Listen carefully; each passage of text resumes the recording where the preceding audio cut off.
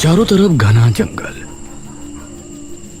एक लड़की डरी सहमी सी अंधेरे के बीच खड़ी थी।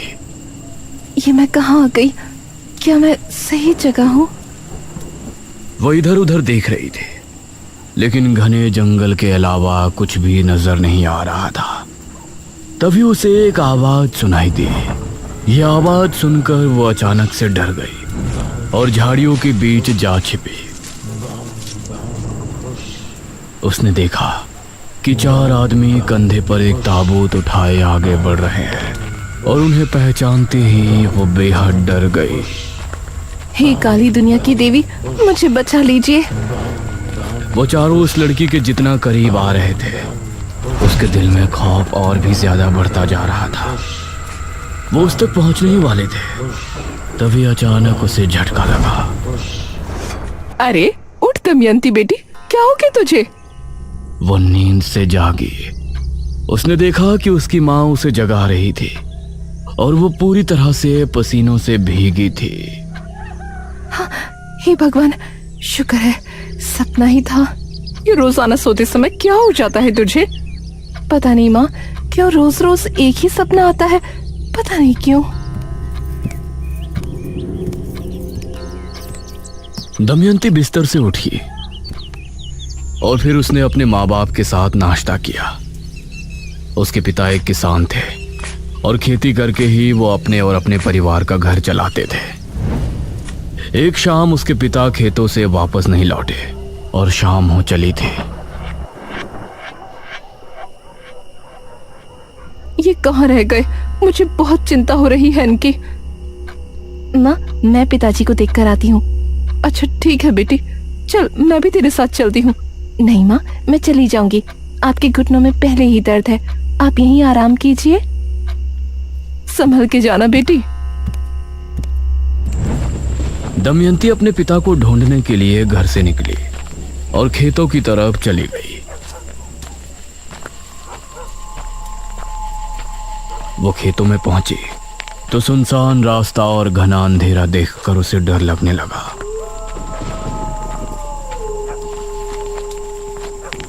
हे भगवान, रात में तो ये इलाका कितना डरावना लग रहा है। वो तेज तेज कदमों के साथ आगे बढ़ रही थी। तभी दमयंती, उसे एक आवाज सुनाई दी। कौन कौन है? दमयंती, मेरे पास चली आओ। तुम अभी इस दुनिया के योग्य नहीं हो। ये आवाज सुनकर दमयंती बेहद डर गई।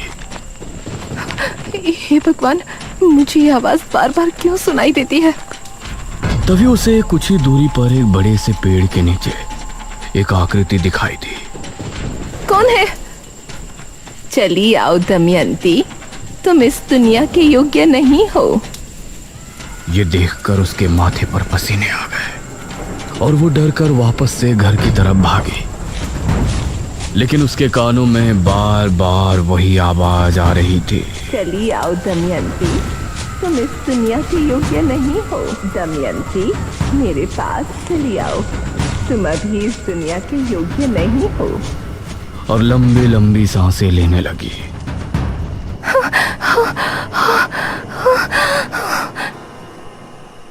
अरे दमयंती बेटा, क्या हुआ?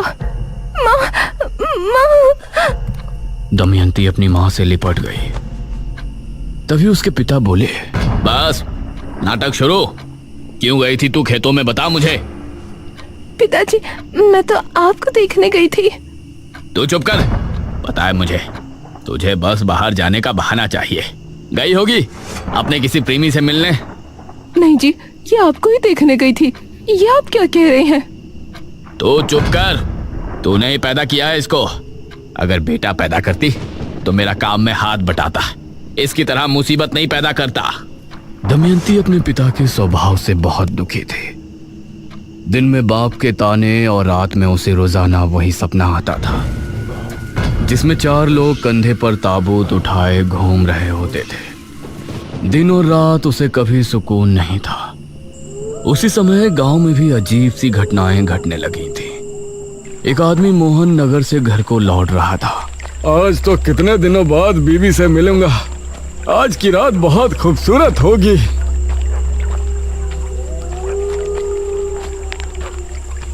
नौजवान, जरा इधर देखो। यह आवाज सुनते ही मोहन ने पीछे पलटकर देखा। उसने पाया कि पीछे भड़कीले कपड़े पहने एक लड़की खड़ी है। गोरा मखमली बदन, काले घने बाल, वो कोई अप्सरा लग रही थी। उसके चेहरे पर नकाब लगा था। इसके बावजूद उसकी नीली आंखें मोहन के दिल पर किसी तेज खंजर से ही गहरा हमला कर रही थी। कौन हो तुम? मेरे करीब आओ मोहन, अपनी पत्नी को भूल जाओगे। ये सुनकर मोहन के चेहरे पर मुस्कान छलक आई और वो भागकर झट से उस लड़की के गले लग गया। वो उसकी कोमल कमर पर हाथ फेर रहा था। तभी उस लड़की ने भी उसे कसकर गले लगा लिया। तभी मोहन को उसके शरीर की गर्मी महसूस हुई। तुम इतनी गर्म कैसे हो रही हो? यह कहते हुए वो उससे अलग हुआ तो अब उस लड़की की आंखें लाल चमक रही थी। यह देखकर मोहन का दिल दहल उठा और उसकी चीख जंगल में गूंज कर रह गई।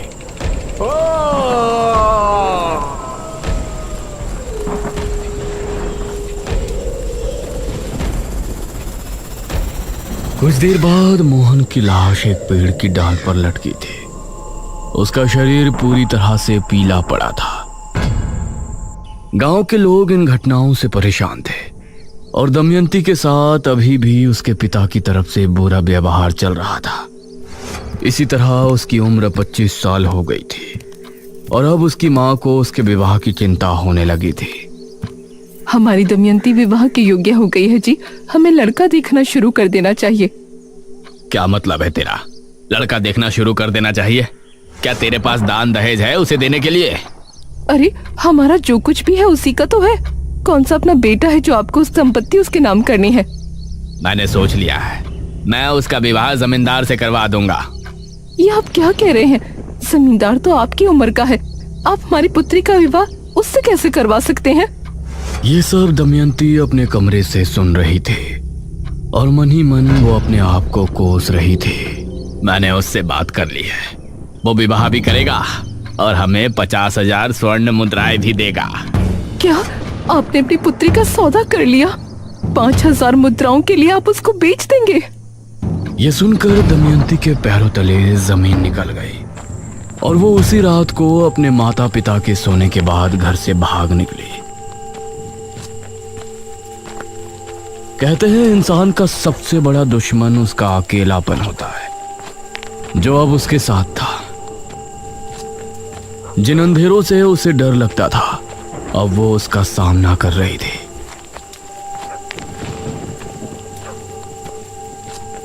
वह जंगल में एक पुराने से झोपड़े में रहने लगी, लेकिन अभी भी वो आवाजें उसका पीछा नहीं छोड़ रही थी।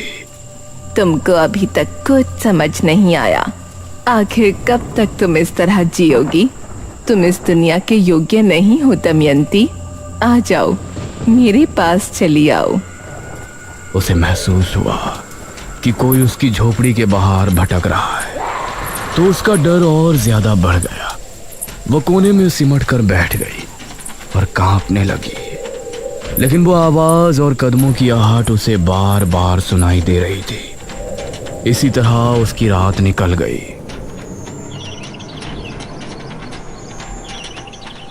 मैं यहाँ नहीं रह सकती। मुझे इंसानों के बीच ही रहना होगा, वहीं मैं सुरक्षित हूँ। इसी सोच के साथ दमयंती उस समय विजयनगर के राजा भीम सिंह के यहाँ हाजिर हुई।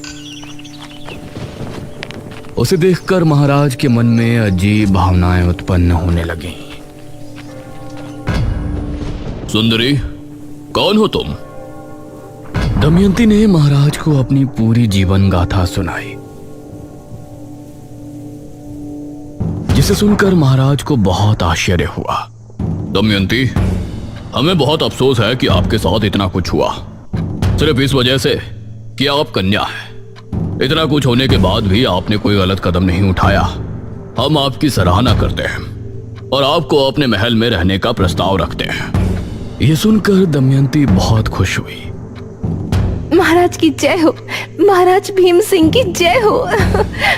दमयंती को महाराज ने एक कक्ष दे दिया और वो उसमें आकर बहुत खुशी थी।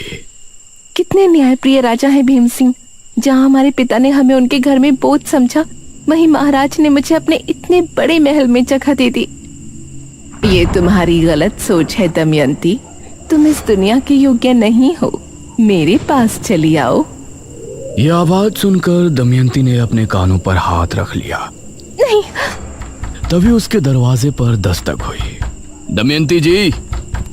उसने उठकर दरवाजा खोला तो एक सिपाही सामने खड़ा था। दमयंती, तुमको महाराज ने बुलाया है। क्या महाराज ने हमें बुलाया है इतनी रात में? जी, जल्दी चलिए वरना वो क्रोधित हो जाएंगे। ये सुनकर दमयंती उस सिपाही के साथ कक्ष से निकली और महाराज के कक्ष में पहुंची, जहां महाराज मदिरा पान कर रहे थे। आओ दमयंती, आओ, बैठो। ये सुन दमयंती उनके सामने जाकर बैठ गई। दमयंती, हमने तुमसे ज्यादा खूबसूरत कन्या अपने पूरे जीवन काल में नहीं देखी। महाराज, हमने भी आपके जैसा कोमल हृदय पुरुष अपने जीवन काल में नहीं देखा। हम सोच रहे थे आपको अपनी रानी बनाए, लेकिन ये क्या महाराज, ये आप क्या सोच रहे हैं? अगर आपकी जाति ऊंच होती तो हम आपको रानी बना लेते। महाराज, मैं आपकी दासी बनके ही खुश हूँ। मुझे रानी बनने का कोई लोभ नहीं। अवश्य, आप हमारी मुख्य दासी हैं।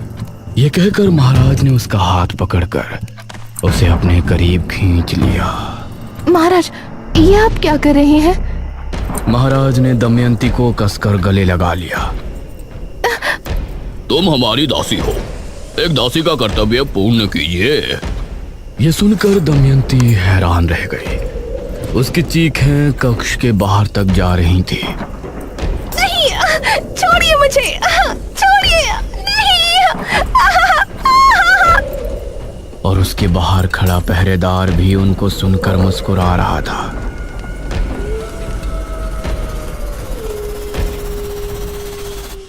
आधी रात के समय महाराज को नींद आ गई, लेकिन दमयंती वहीं पड़ी रो रही थी।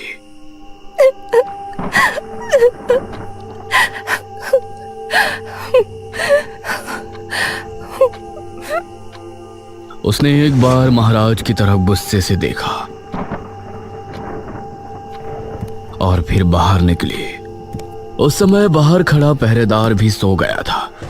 अब दमयंती महल से भी चुपचाप निकल आई, लेकिन अब उसे समझ नहीं आ रहा था कि वो कहाँ जाए।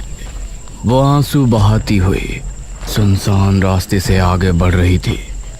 तभी उसे कुछ याद आया। सही थी तुम। मैं इस दुनिया के योग्य नहीं हूँ।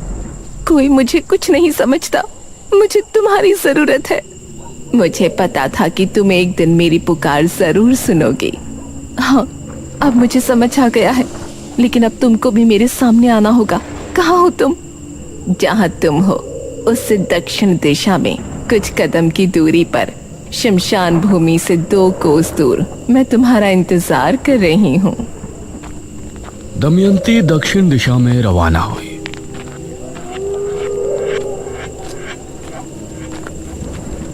और कुछ कदम चलने के बाद वो शमशान भूमि पहुंची। उसके बाद 2 कोस चलने के बाद वो एक जगह पहुंची जहां उसने देखा एक स्त्री कुंड के सामने बैठी है। आओ दमयंती।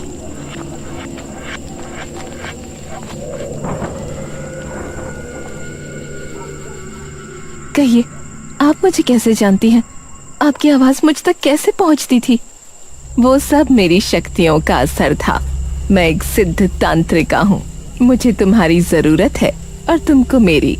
बहुत कम लोग ऐसे होते हैं जो भगवान के खेल को समझते हैं, जो हमेशा हम मनुष्य को परेशानी में डालता है, भूखमरी लाता है, भूकंप लाता है, कभी मनुष्यों द्वारा तो कभी सीधे तौर पर हमें परेशानियां, दुख दर्द देता रहता है, लेकिन फिर भी लोग उसकी पूजा उपासना करते हैं।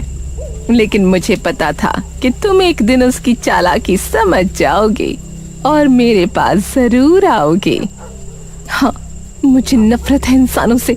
मुझे हर एक मर्द से नफरत है। मेरे पिता मुझे बोझ समझते थे और जिस राजा ने मुझे अपने महल में पनाह दी, उसने मेरे साथ वो किया जो उसे शोभा नहीं देता।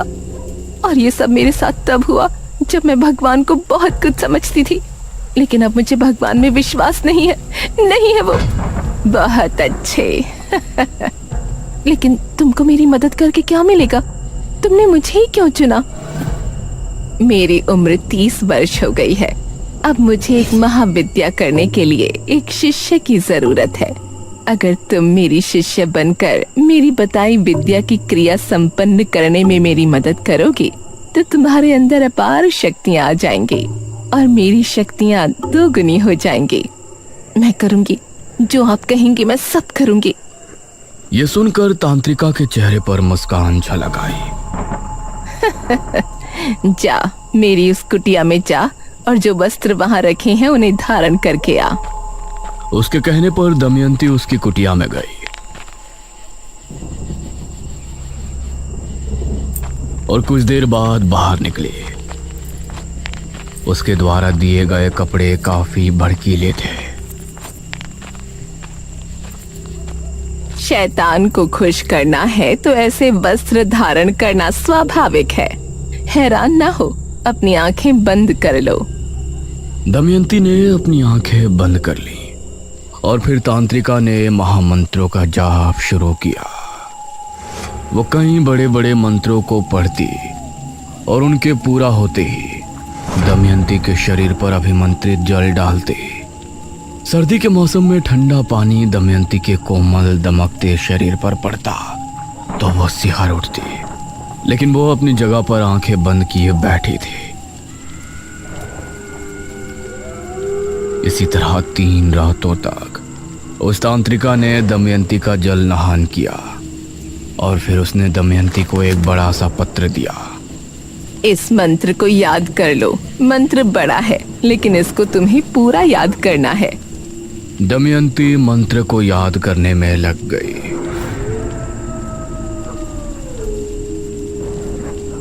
वह पूरे दिन उस पत्र को लेकर बैठी रहती और करीब 4 दिनों में जाकर तांत्रिका, अब मुझे वो मंत्र पूरा याद हो गया है। बहुत अच्छे। ये कहकर तांत्रिका ने दमयंती के सामने एक मटका रखा और बोली, आज से तुमको मध्य रात्रि से लेकर सुबह होने तक वही मंत्र पढ़ना है और हर मंत्र के पूर्ण हो जाने पर इस मटकी के पानी में फूंकना है। जी, जैसा आप बोले।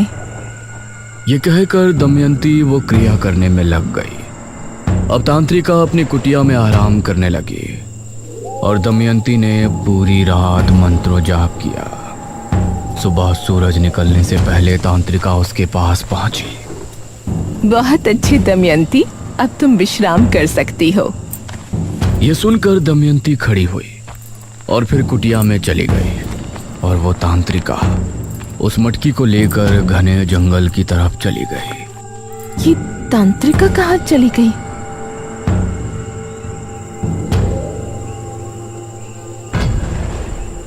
अब दमयंती इसी तरह से रोजाना मंत्रों को जाप करके मटके में फूंकती और फिर तांत्रिका उसे उठाकर जंगल की तरफ चली जाती। और ये देखकर न जाने क्यों दमयंती के दिल में सवाल उठ रहे थे। ये तांत्रिका आखिर रोजाना जाती कहाँ है? एक दिन दमयंती चुपचाप तांत्रिका के पीछे चली गई। तांत्रिका बहुत ही घने जंगल में जा रही थी। जहां जाते समय दमयंती को भी डर लग रहा था। उसने देखा कि तांत्रिका एक बड़ी सी मूर्ति के सामने जाकर रुकी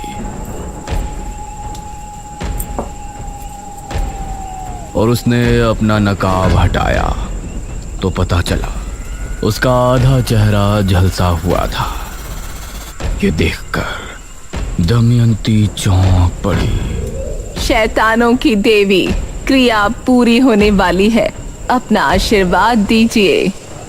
उसके इतना कहते ही उस मूर्ति से एक दिव्य रोशनी निकली और फिर वो उस मटके के अंदर चली गई। धन्य हो शैतानों की देवी। ये कहकर वो झाड़ियों में चली गई। ये कहाँ गई? तभी झाड़ियों में हलचल हुई। तांत्रिका वहां से एक लड़के को निकाल कर लाई। पैर रस्सी से बंधे थे।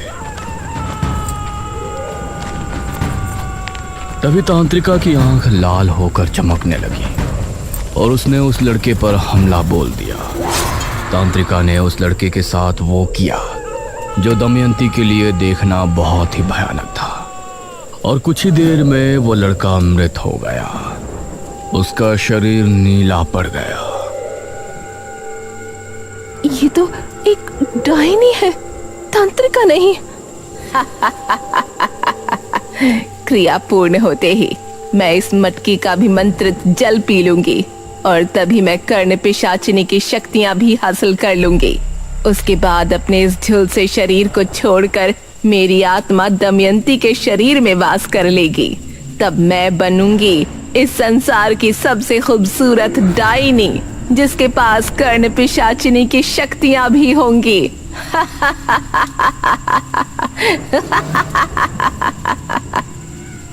ये सुनकर दमयंती के पैरों तले जमीन निकल गई। वो वहां से भागी और चुपचाप आकर अपनी जगह पर लेट गई। अब मैं क्या करूं? ये सिर्फ मेरा इस्तेमाल कर रही है। ये मुझसे क्रिया करवा रही है जिससे ये किसी कर्ण पिशाचिनी की शक्तियां हासिल कर लेगी और मेरे शरीर में वास कर लेगी। इसका मतलब मैं मर जाऊंगी।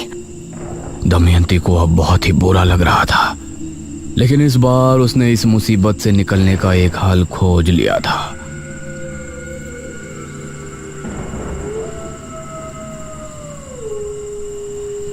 वो अगली रात भी क्रिया करने के लिए पहुंची।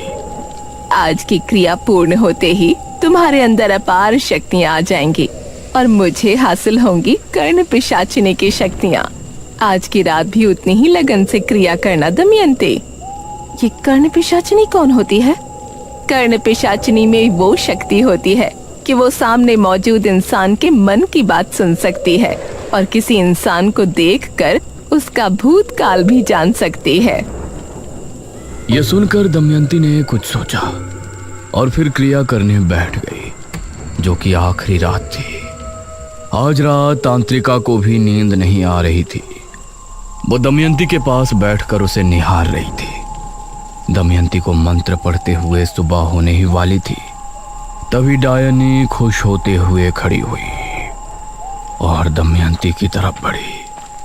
वो उस मटकी को उठाने ही वाली थी कि तभी दमयंती ने अपने कमर बंद में छिपा खंजर निकाला और तभी डायनी जमीन पर गिरकर तड़पने लगी। और तभी दमयंती ने मटकी उठाकर अपने मुंह से लगा ली। यह देखकर डायनी चिल्ला उठी। नहीं! दमयंती ने पूरा पानी पी लिया और मटके को जमीन पर मारकर फोड़ दिया। डायनी एक तेज चीख के साथ राख बनकर खत्म हो गई। दमयंती अभी उसे देख ही रही थी कि तभी तेज हवा चली और तूफान आ गया। दमयंती अपने आप हवा में उड़ गई। नहीं! और वो उसी मूर्ति के सामने जाकर गिरी। दमयंती, तुमने डायनी को उसकी क्रिया के समय मार डाला, इसीलिए अब डायनी की सारी शक्तियां तुम्हारे शरीर में आ चुकी हैं। इसके साथ ही तुमने जो क्रिया की थी उसके जरिए कर्ण पिशाचिनी की शक्तियां भी तुमको हासिल हो गई हैं। अब तुम हो मेरी सबसे प्रिय शिष्य, सबसे ज्यादा शक्तिशाली और सुंदर डायनी दमयंती। ये सुनकर दमयंती ने उसके सामने हाथ जोड़ लिए और भयानक अंदाज में हंसने लगी।